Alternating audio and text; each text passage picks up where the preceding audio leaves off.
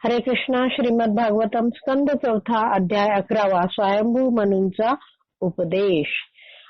आपले आतापर्यंत 10 अध्याय वाचून झालेले आहेत. 10व्या अध्यायामध्ये ध्रुव महाराजांचं यक्षाशी युद्ध सुरू आहे ते पाहिलं आपण. आणि ध्रुव महाराज काय झाले आहेत, हे जे यक्ष आहेत त्यांनी असुरी अघोरी माया शक्तीद्वारे काय केलेलं आहे, ध्रुव महाराजांना थोडस भ्रमित केलेलं आहे. त्यामुळे त्यांना ध्रुव महाराजांना मदत करायला, त्यांना कल्याणकारक प्रोत्साहन देण्यासाठी तिथे ऋषीमुनी ध्रुव महाराजांजवळ प्रकट झालेले आहेत. आणि त्यांनी ध्रुव महाराजांना प्रोत्साहन दिले आहे की भगवंत काय करतील, तुला मदत करतील. भगवंत कसे आहेत, भगवंतांचं नाम भगवंतांनी इतकं शक्तिशाली आहे आणि तू भगवंतांचा भक्त आहेस. आणि भक्ताने भगवंतांच्या पवित्र नामाचे श्रवण कीर्तन केल्याने काय होतं, त्या भक्ताचं क्रूर मृत्यूपासून विनाशास पूर्णपणे रक्षण होऊ शकतं. अशा रीतीने मुनिगणांनी ध्रुव महाराजांना सांगितलं. आणि 10वा अध्याय संपुष्टात आलेला आहे, पूर्ण झालेला आहे. आणि आता अध्याय 11 आपण वाचायला सुरुवात करतो आहोत. तर आपण वाचण्याआधी श्रील प्रभुपादांकडे प्रार्थना करूया की हे भागवतम वाचण्याचा आपण जो प्रयत्न करतो आहोत त्यात आपल्याला यश मिळो. श्लोक क्रमांक 1. मैत्रेय उवाच. श्री मैत्रेय म्हणाले, हे विदुर, ध्रुव महाराजांनी जेव्हा श्रेष्ठ ऋषींचे प्रोत्साहन देणारे शब्द ऐकले तेव्हा ध्रुव महाराजांनी पाण्यास स्पर्श करून आचमन केले आणि भगवान नारायणांनी निर्मिलेला बाण हातात घेऊन आपल्या धनुष्याला जोडला. काय झालेलं आहे, आता ऋषी मुनींनी येऊन ध्रुव महाराजांना प्रोत्साहन दिलंय. त्यामुळे ते लगेच युद्धासाठी सज्ज झाले आहेत. आचमन केलं त्यांनी आणि भगवान नारायणांनी जो निर्माण केलेला बाण होता तो त्यांनी आपल्या धनुष्याला जोडला. तात्पर्यात प्रभुपाद समजवतात, ध्रुव महाराजांकडे स्वतः भगवान श्री नारायणांनी निर्मिलेला विशिष्ट बाण होता आणि त्यांनी तो बाण यक्षांनी प्रकट केलेले मायावी वातावरण नष्ट करण्यासाठी आपल्या धनुष्याला जोडला. यक्षांनी कसं केलं होतं, वातावरण, मायावी वातावरण तयार केलं होतं आणि ते नष्ट करण्यासाठी भगवान नारायणांनी दिलेला बाण आता धनुष्याला जोडला आणि युद्धासाठी काय ध्रुव महाराज तयार झालेले आहेत. भगवद्गीतेमध्ये 7.14 मध्ये म्हटले आहे की भगवंत काय म्हणतात, दैवी हेषा गुणमयी मम माया दुरत्यया माम एव ये प्रपद्यन्ते मायाम एताम तरंती ते. भगवान श्री नारायणांच्या सहाय्य वाचून कोणीही माया शक्तीच्या प्रभावावर विजय मिळवू शकत नाही. भगवंतांची माया कशी आहे, दुरत्यय आहे. तिच्या पलीकडे जाणं म्हणजे काय, तिच्यावर विजय मिळवणं हे आपल्याला शक्य नाही. भगवंतांचं सहाय्य गरजेचं आहे. श्री चैतन्य महाप्रभूंनी देखील आपल्या या युगासाठी, कलियुगासाठी अत्यंत परिणामकारक अस्त्र दिलेले आहे. आणि याविषयी भागवत सांगते की सांगो पांगास्त्र पार्षदम. काय चैतन्य महाप्रभू जेव्हा आले तेव्हा त्यांनी काय केलं, त्यांच्या बरोबर कोण आले होते, संघ, त्यांच्या सहकारी होते, सगळे भक्त होते. आणि अस्त्र काय होतं त्यांच्या बरोबर, हरे कृष्ण महामंत्राचं कीर्तन होतं. इथे लिहिलंय, या युगातील नारायणास्त्र अर्थात माया शक्तीस दूर ठेवणारे अस्त्र म्हणजे हरे कृष्ण मंत्राचे कीर्तन होय. या मंत्राचे कीर्तन आपण अद्वैत प्रभू, नित्यानंद, गदाधर आणि श्रीवास या भगवान श्री चैतन्य महाप्रभूंच्या पार्षदांच्या चरण चिन्हांना अनुसरून केले पाहिजे.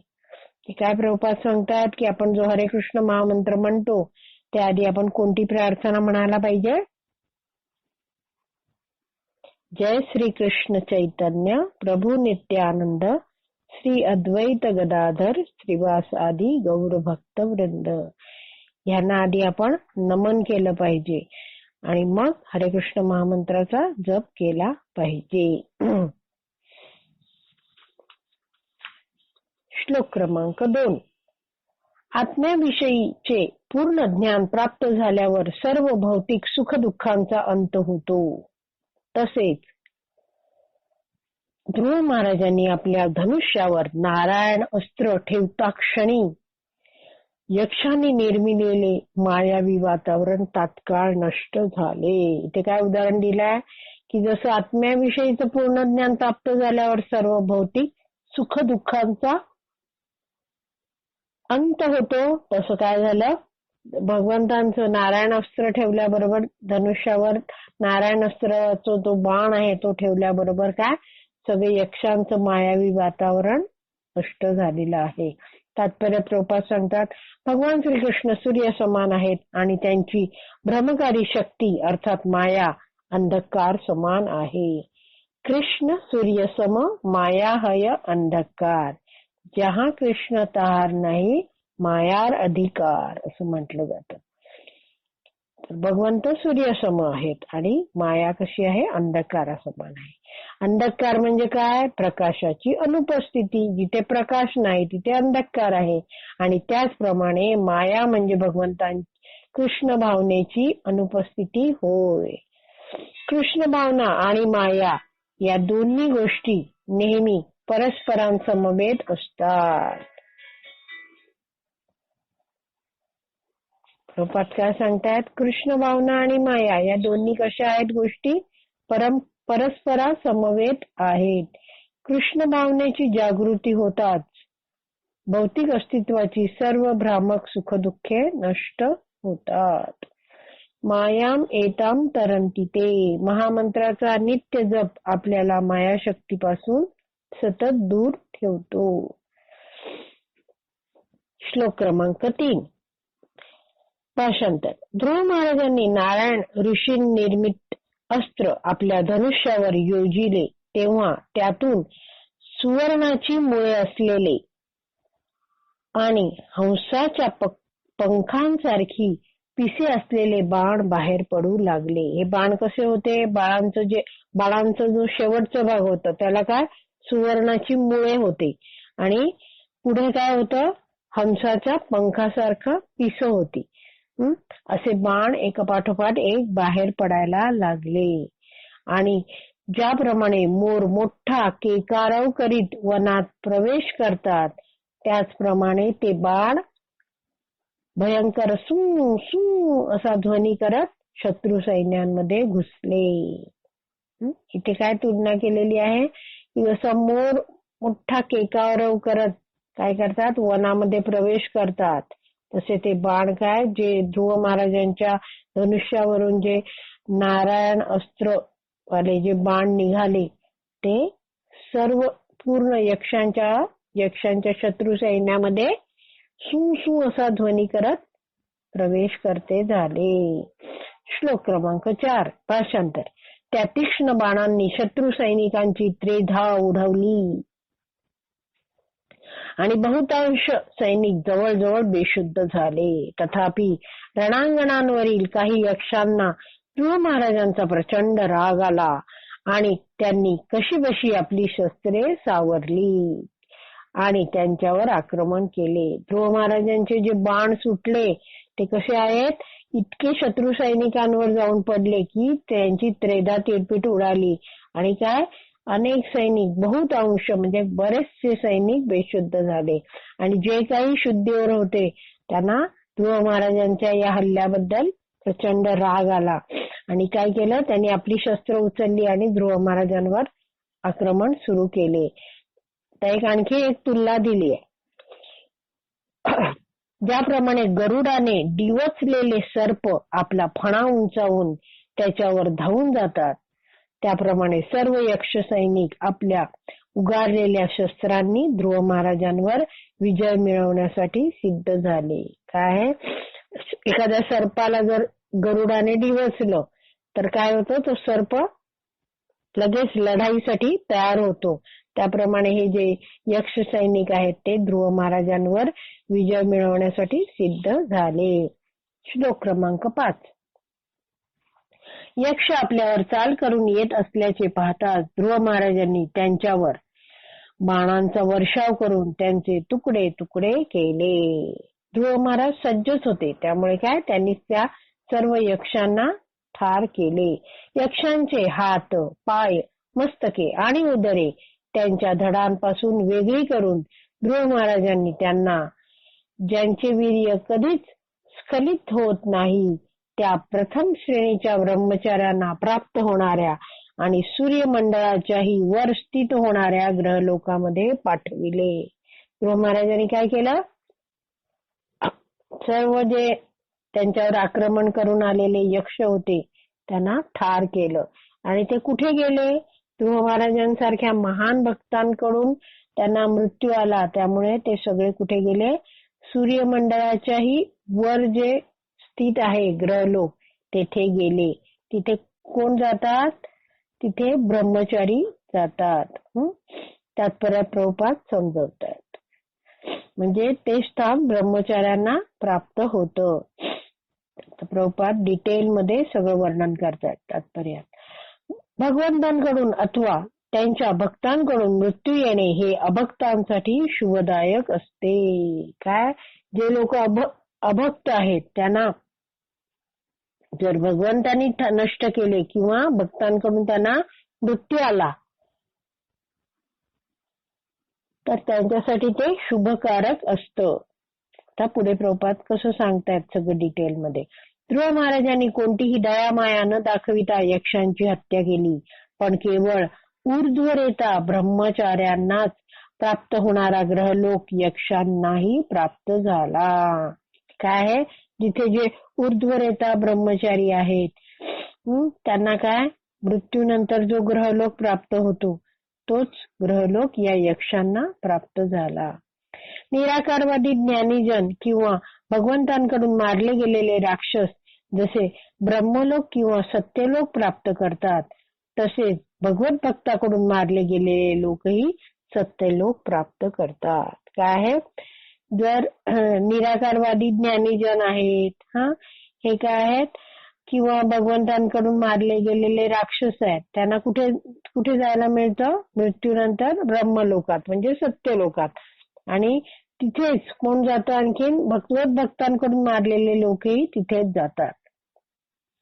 या ठिकाणी वर्णिल्याप्रमाणे सत्यलोकामध्ये जाण्यापूर्वी सूर्यमंडळाच्या पलीकडे गेले पाहिजे. म्हणजे काय? आधी सूर्यमंडळ येतं आणि नंतर सत्यलोक येतो. म्हणून हत्या करणे ही नेहमीच वाईट गोष्ट नसते. भगवंत त्यांचा भक्त किंवा श्रेष्ठ यज्ञ प्रसंगी मारले जाणे हे त्या मारल्या गेलेल्या व्यक्तीसाठी लाभदायक असते. काय? मृत्यू कोणापासून झाला पाहिजे? एक तर भगवंतांपासून, भगवंतांच्या हाती किंवा भक्ताच्या हाती किंवा एखाद्या श्रेष्ठ यज्ञ प्रसंगी जर मृत्यू झाला तर काय होतं? तो त्या व्यक्तीसाठी लाभदायक असतो. तथाकथित आणि ऐहिक अहिंसा म्हणजे भौतिक अहिंसा ही भगवंत अथवा त्यांच्या भक्तांकडून मिळणाऱ्या मृत्यूच्या तुलनेत अगदी तुच्छ असते. काय आहे? अहिंसेला काय म्हटलंय? तुच्छ मानलंय. कोणाच्या तुलनेत? भगवंत किंवा भगवंतांच्या भक्ताच्या हातून मिळणाऱ्या मृत्यूच्या तुलनेत. का? कारण की काय आहे? ह्यानी काय प्राप्त होतं? सत्यलोकात जायला मिळतं. त्याचं तो कुठे जातो? हा देह सोडल्यावर सत्यलोक किंवा ब्रह्मलोकात तो जाऊ शकतो. हत्या करणाऱ्या मनुष्यास राजा अथवा राज्य शासन मृत्यूदंड देते. काय? जो हत्या करतो त्याला राजाकरवी किंवा राज्य शासनापूर्वी दंड म्हणून मृत्यूदंड दिला जातो. तेव्हा देखील तो देहदंड त्याच्या कल्याणासाठीच असतो. काय आहे? त्याचं ते प्रायश्चित्त आहे. कारण अशा रीतीने तो सर्व पापकर्मांपासून मुक्त होऊ शकतो. जर त्यांनी हत्या केली आणि त्याला जर राजाकरवी किंवा न्यायाधीशांकडून जर अशी दंडाची शिक्षा मिळाली नाही, देहदंडाची, तर काय होतं, त्याला या जन्मीच्या मृत्यूनंतर नरकात अतिशय त्रास सहन करायला लागतो.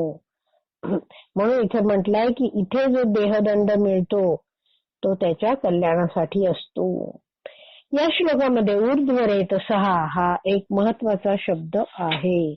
जर आपण हा श्लोक बघितला 5वा, तर शेवटचा शब्द आहे ऊर्ध्वरेत सहा. त्याचा अर्थ कधीही वीर्यपतन होऊ न दिलेले ब्रह्मचारी असा आहे.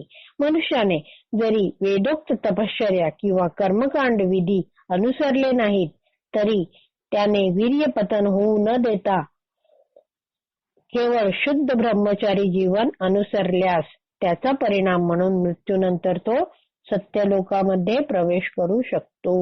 इतके ब्रह्मचर्य जीवनाचे महत्व आहे. काय एखाद्याने काय केलं नाही, वेदांनी सांगितल्याप्रमाणे तपश्चर्या केला नाही किंवा वेदांमध्ये सांगितल्याप्रमाणे कर्मकांडीय विधी केला नाहीत, पण काय जन्मभर तो शुद्ध ब्रह्मचारी राहिला तर काय होतो, त्याच्या मृत्यूनंतर तो सत्यलोक प्राप्त करू शकतो. सामान्यतः मैथुन जीवन हे भौतिक जगातील सर्व दुःखांचे कारण आहे. वैदिक संस्कृतीमध्ये विविध प्रकारे मैथुन जीवनावर निर्बंध घालण्यात आले आहेत. सामाजिक रचनेच्या एकूण लोकसंख्येपैकी केवळ गृहस्थाश्रमीयांनाच मर्यादित लैंगिक जीवनाची अनुमती आहे. इतर सर्वजण मैथुनापासून दूर राहतात.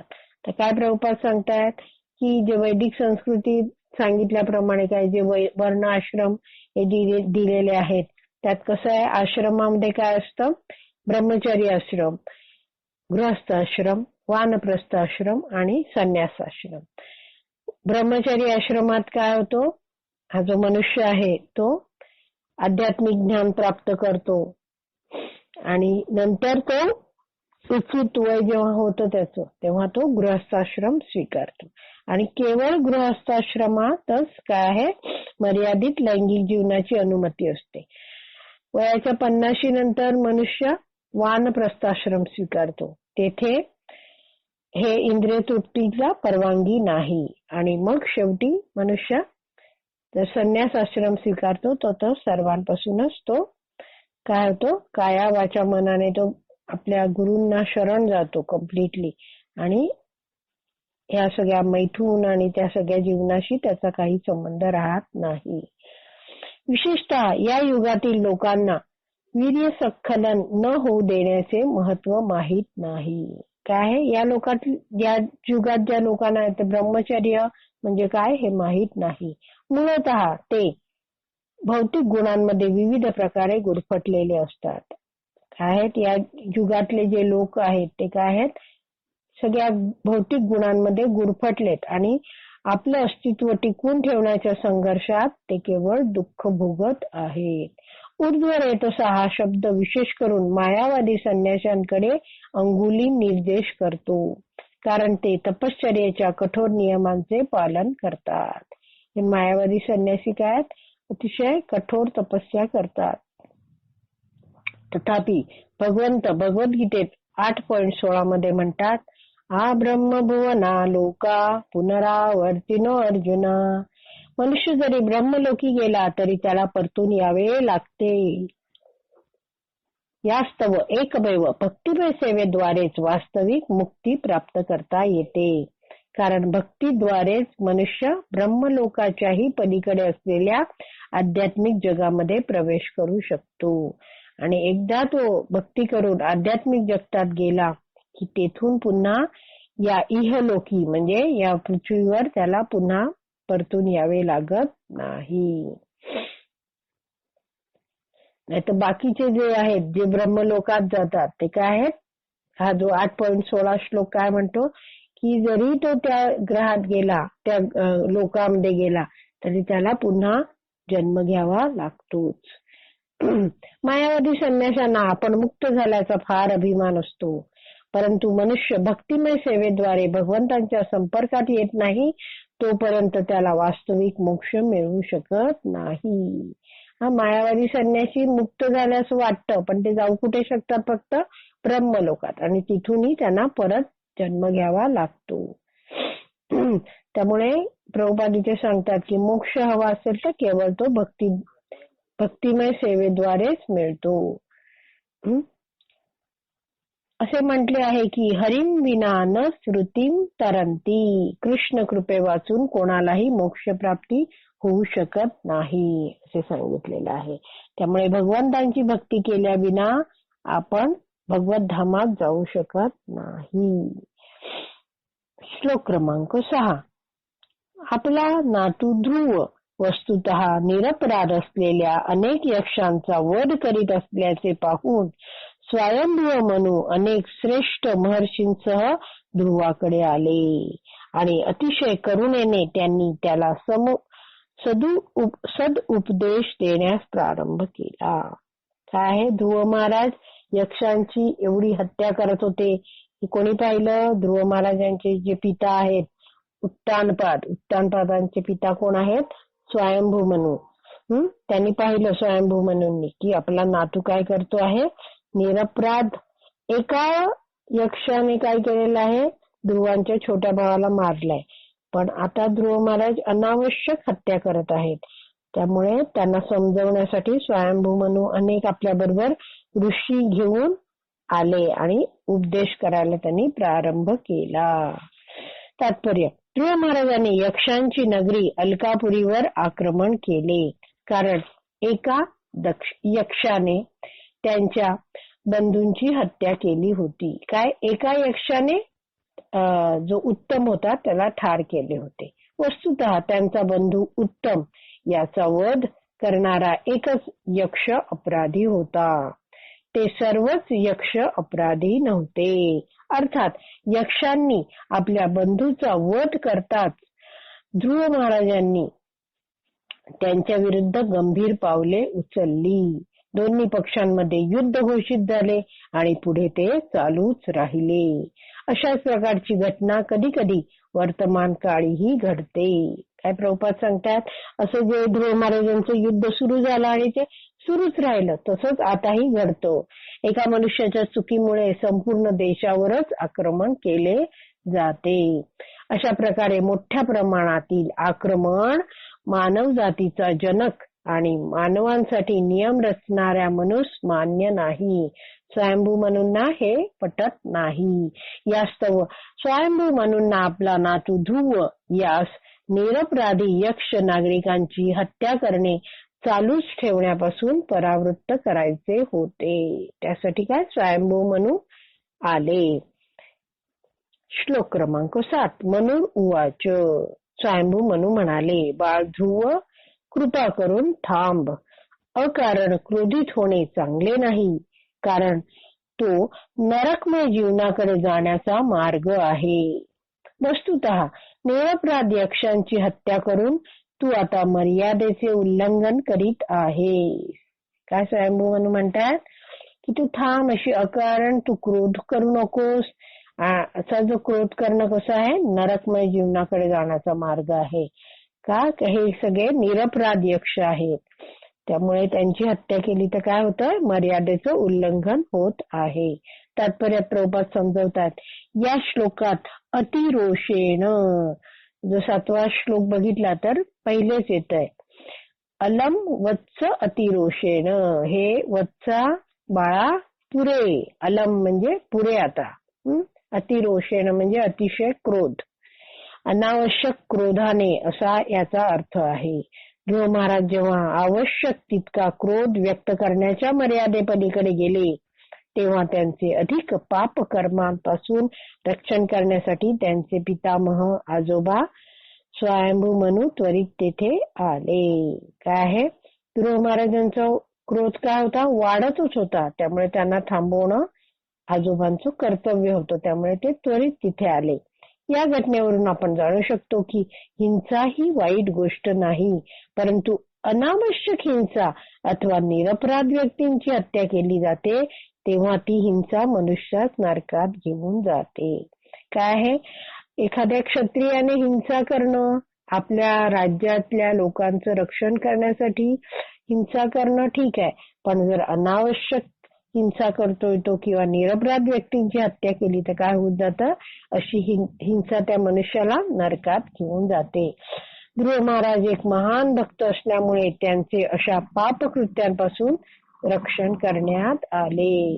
काय आहेत? ध्रुव महाराज महान भक्त आहेत, त्यामुळे अशी पापकृत्य त्यांच्याकडून घडू नयेत म्हणून त्यांचे आजोबा तिथे प्रकटले.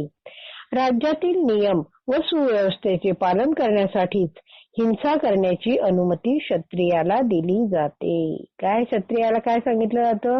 हे तुझं राज्य आहे, त्यातले नियम आणि सुव्यवस्था नीट राहण्यासाठी तू हिंसा करू शकतोस. अकारण हत्या वा हिंसा करण्याची अनुमती त्या क्षत्रियाला किंवा त्या राजाला नसते.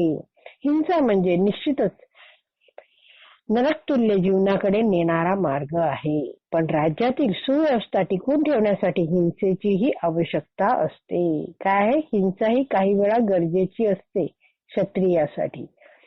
या ठिकाणी स्वयंभू मनूंनी ध्रुव महाराजांना यक्षांची हत्या करण्यापासून परावृत्त केले, कारण उत्तमाचा वध केलेला केवळ एकच यक्ष दंडास पात्र होता. उत्तमाच्या वधासाठी सर्वच यक्ष दंडनीय नव्हते. काय आहे? स्वयंभू म्हणून हेच समजून सांगायचं होतं ध्रुवाला की आता तू क्रोध सोड, कारण एका यक्षाने दंड केलाय, त्यामुळे संपूर्ण यक्ष कुळाला दंड देणे योग्य नाही. मनुसंहितेनुसार नाही, थोडस आधी राहिलं. तथापि आधुनिक काळातील युद्धांमध्ये आपण पाहतो की निष्पाप आणि निर्दोष नागरिकांवरही आक्रमण केले जाते. काय आधुनिक काळात काही बघितलं जात नाही, सगळ्यांवर आक्रमण केलं जातं. पण पूर्वी कसं असायचं? युद्ध व्हायची ती नगरांच्या बाहेर खुल्या मैदानांवर केली जायची, त्यामुळे कुठच्याही राज्यातल्या नागरिकांना, पशूंना, तिकडच्या शेतीला कुठेही त्रास होत नसे.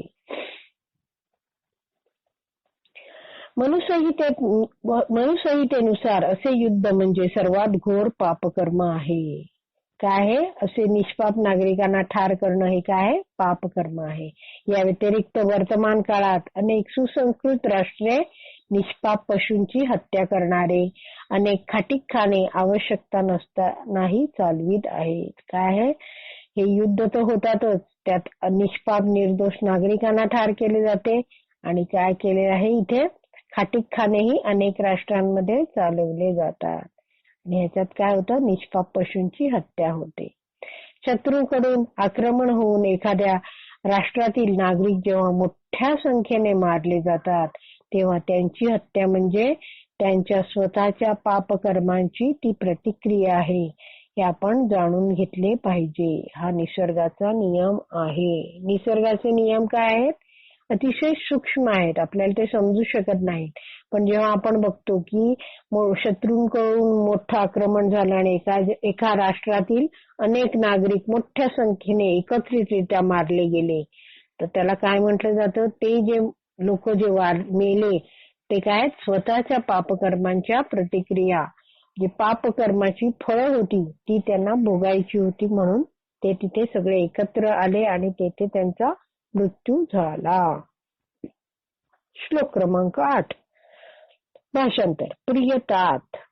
स्वयंभू मनू ध्रुवबाळाला समजवतायत, निष्पाप यक्षांची तू करीत असलेली हत्या अधिकारी पुरुषांना मान्य नाही. काय? निष्पाप यक्षांची हत्या करणं हे अधिकारी पुरुषांना मान्य नाही, आणि आपल्या कुळाला तर ती मुळीच शोभा देणारी नाही, कारण आपल्या कुळाला धर्म अधर्माच्या नियमांचे ज्ञान आहे असे समजले जाते. काय? आपलं कुळ कसं समजलं जातं? त्यात धर्म आणि अधर्म याचं नियमाचं ज्ञान आहे, आणि त्यानुसार आपण वागतो. श्लोक क्रमांक 9. हे पुत्र, तुझे आपल्या बंधूंवर अतिशय प्रेम होते हे सिद्ध झाले आहे. यक्षांकडून तो मारला गेल्यामुळे तुला अत्यंत दुःख झाले आहे, परंतु थोडा विचार कर. काय? स्वयंभू मनू काय म्हणतात? ठीक आहे, तुझं भावावर प्रेम होतो, तो मारला गेला, पण तू आता विचार कर, एका यक्षाच्या अपराधासाठी तू अनेक निष्पाप यक्षांचा वध केला आहेस. तर श्लोक क्रमांक 10. भाषांतर. मनुष्याने स्वतःच्या देहास आत्मा समजू नये. म्हणजे काय? मनुष्याने शारीरिक स्तरावर राहू नये. जे अनेक जण काय करतात, आपल्या शरीरालाच आत्मा समजतात. त्यामुळे इथे स्वयंभू मनू काय म्हणतात, आत्मा वेगळा आणि देह वेगळा हे ज्ञान माणसाला असावे.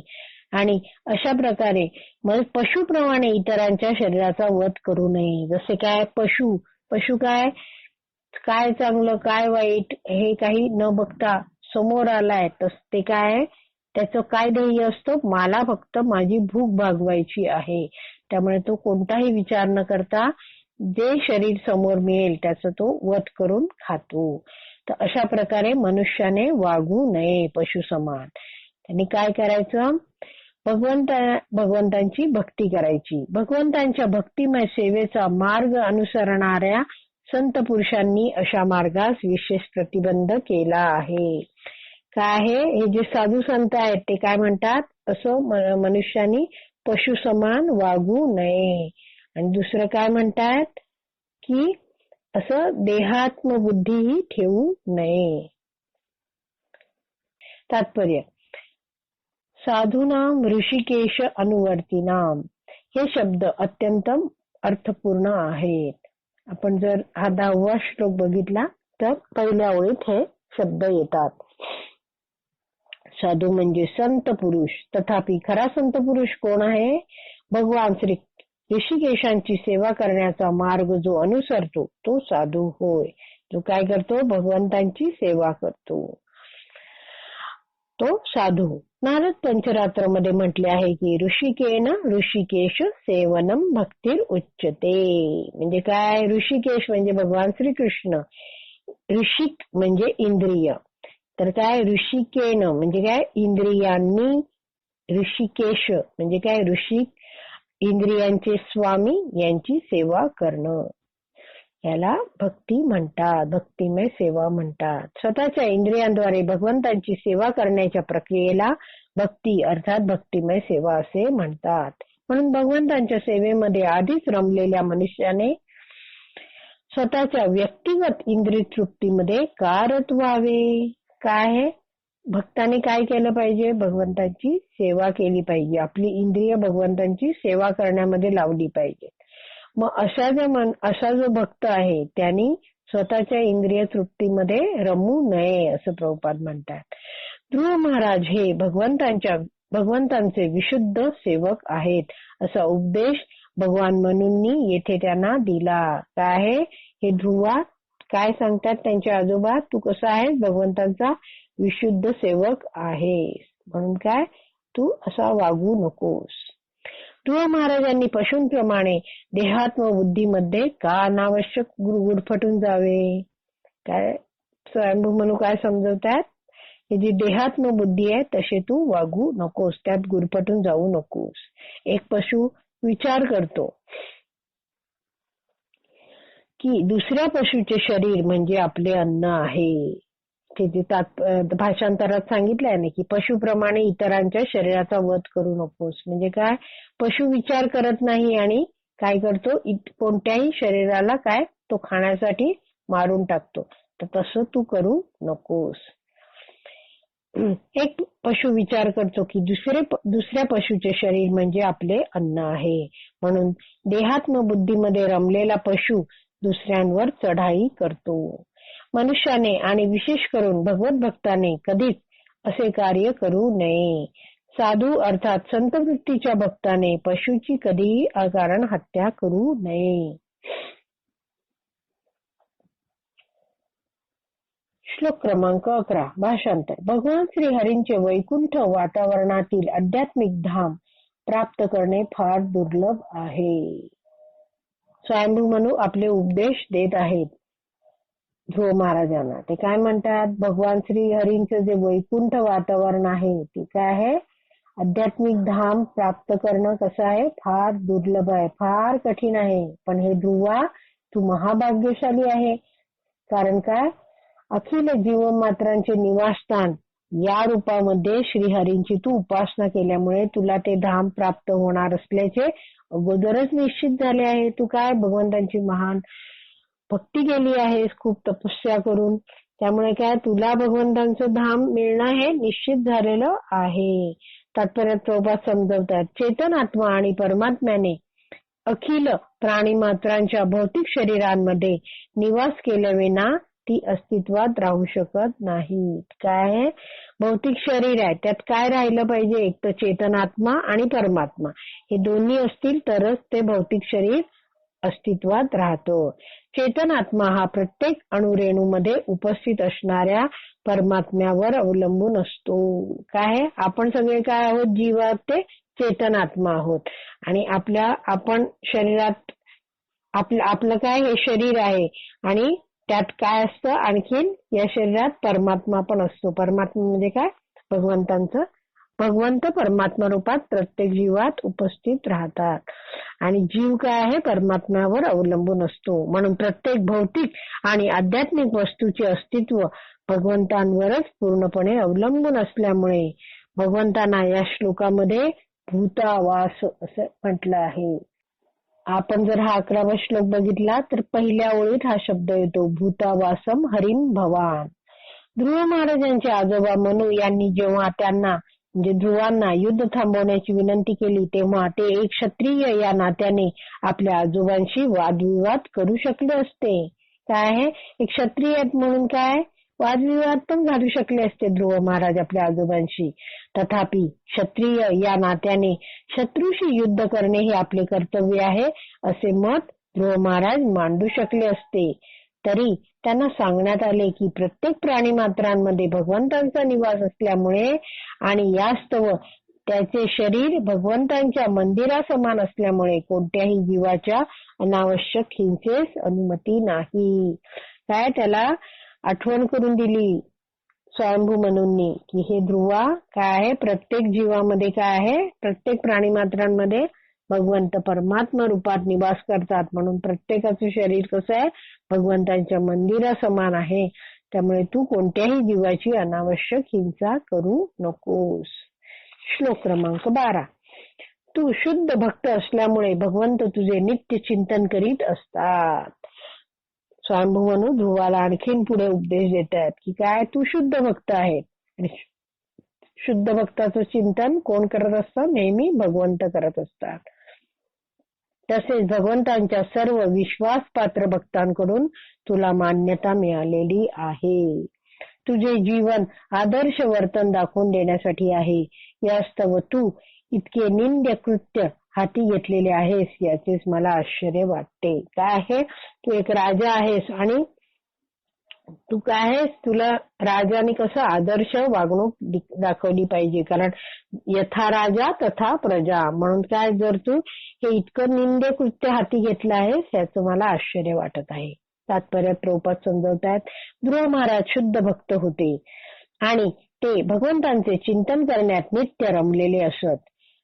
त्याचप्रमाणे जे शुद्ध भक्त दिवसातील 24 तासही केवळ भगवंतांचे चिंतन करतात त्यांचे चिंतन भगवंतांकडून सदैव केले जाते. असे महान शुद्ध भक्त आहेत ते काय?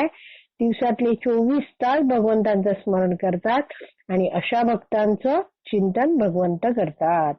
ज्याप्रमाणे शुद्ध भक्त भगवंतांव्यतिरिक्त इतर काहीही जाणत नाहीत त्याचप्रमाणे भगवंतही आपल्या अनन्य भक्तांव्यतिरिक्त इतर काहीही जाणत नाहीत. स्वयंभू मनूंनी हीच वस्तुस्थिती ध्रुव महाराजांसमोर मांडली. ते म्हणाले, तू एक शुद्ध भक्त आहेस. इतकेच नव्हे तर तू भगवंतांच्या सर्व शुद्ध भक्तांकडून मान्यता मिळवलेली आहेस.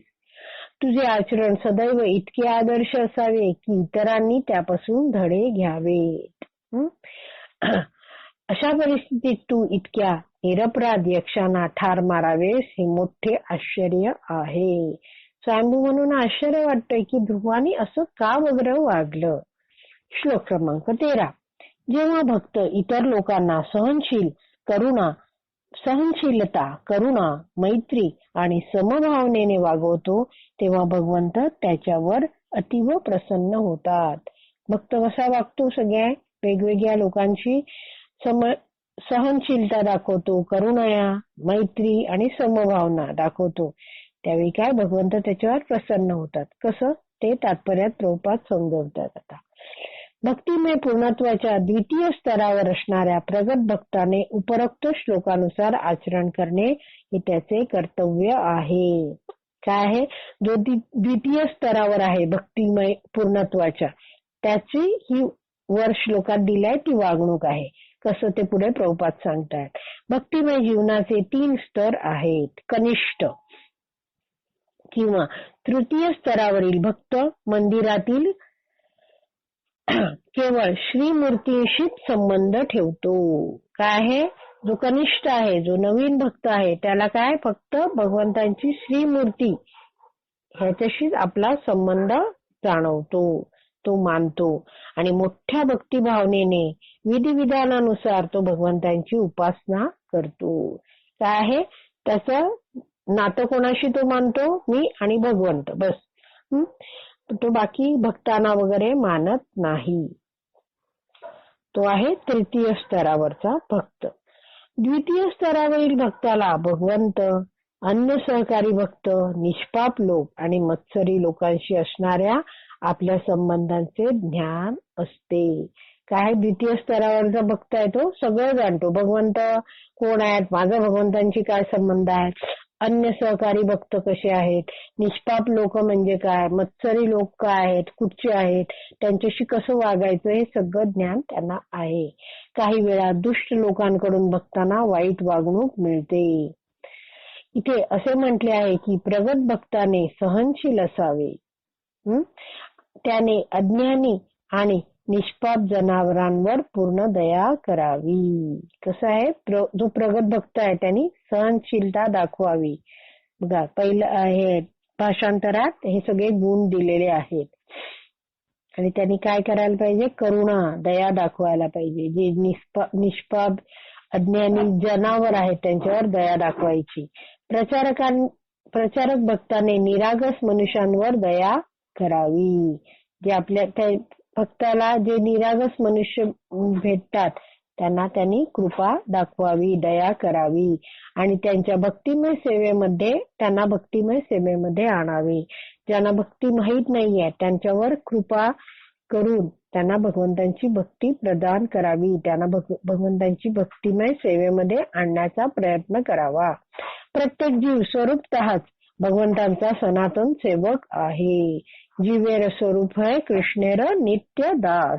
यास्तव प्रत्येकाच्या ठाई असणारी सुप्त कृष्ण भावना पुनर्जागृत करणे हे भक्ताचे कर्तव्य आहे. काय आहे, प्रत्येक जीवाच्या ठाई कृष्ण भावना आहे, पण ती कशी आहे, सुप्त अवस्थित आहे, निद्रित अवस्थित आहे, झोपलेली आहे. भक्ताने काय करायचं, भक्ताचं काय कर्तव्य आहे, ती जी सुप्त भावना आहे ती पुन्हा जागृत करायची आहे. हीच त्याची काय आहे, दया किंवा कृपा आहे. एका भक्ताने आपल्या सहकारी भक्तांशी कसा व्यवहार करावा याविषयी सांगायचे तर त्याने त्यांच्याशी मित्रत्व करावे. काय सांगितलंय, सहकारी त्याच्या बरोबरीचे भक्त आहेत तर त्यांच्याशी कसं वागावं, मित्रत्वाने वागावं. प्रत्येकास भगवंतांचा अंश म्हणून पाहावे. हाच त्याचा सर्वसामान्य दृष्टिकोन असावा. भक्तांनी काय बघायला पाहिजे, सगळे काय आहेत, भगवंतांचे अंश म्हणून त्यांच्याकडे पाहायला पाहिजे. आपण भगवद्गीतेतला 5.18 हा श्लोक बघितला होता बघा. विद्या विनय संपन्ने ब्राह्मणे गभिहस्तिनी. हा जो भक्त आहे तो कसा बघतो, सर्व प्राणी आहेत, गाय आहे, हत्ती आहे, कुत्रा आहे किंवा कुत्रा खाणारा माणूस आहे, एखादा समोर ब्राह्मण आहे, या सगळ्यांमध्ये हा भक्त काय बघतो, हा प्रत्येक जण काय आहे, जीवात्मा आहे असं जाणतो आणि तसं दृष्टिकोन आणि तो सगळ्यांकडे बघतो. विभिन्न जीव विभिन्न प्रकारच्या वेशांतून प्रकट होतात. कसं आहे, विभिन्न जीव आहेत ते वेगवेगळ्या शरीरातून प्रकट होतात, परंतु भगवद्गीतेतील उपदेशानुसार विद्वान मनुष्य सर्व जीवमात्रांकडे समभावनेने पाहतो. आपण जो श्लोक आता बघितला त्याबद्दल प्रभुपाद सांगतायत. भक्ताने इतरांशी केलेल्या अशा वर्तनाची भगवंत अतिशय प्रशंसा करतात. म्हणून असे म्हटले आहे की संत पुरुष हा सदैव सहनशील, कृपाळू, सर्वांशी मित्रत्व बाळगणारा, कुणाशी कधीही वैर न करणारा आणि शांत असतो. काय हे जे भक्तातले गुण आहेत, जेव्हा तो सर्वांप्रती दाखवतो तेव्हा भगवंत अतिशय प्रसन्न होतात. हे भक्ताच्या ठाई असणारे काही सद्गुण आहेत या श्लोकामध्ये सांगितलेले. आणि त्याद्वारे, त्या गुणांद्वारे भक्त काय करतो, तसा वागतो आणि भगवंतांना प्रसन्न करतो. आपण इथे विराम देऊया. श्रीमद भागवतम की जय. श्रील प्रभुपाद की जय. हरी बोल.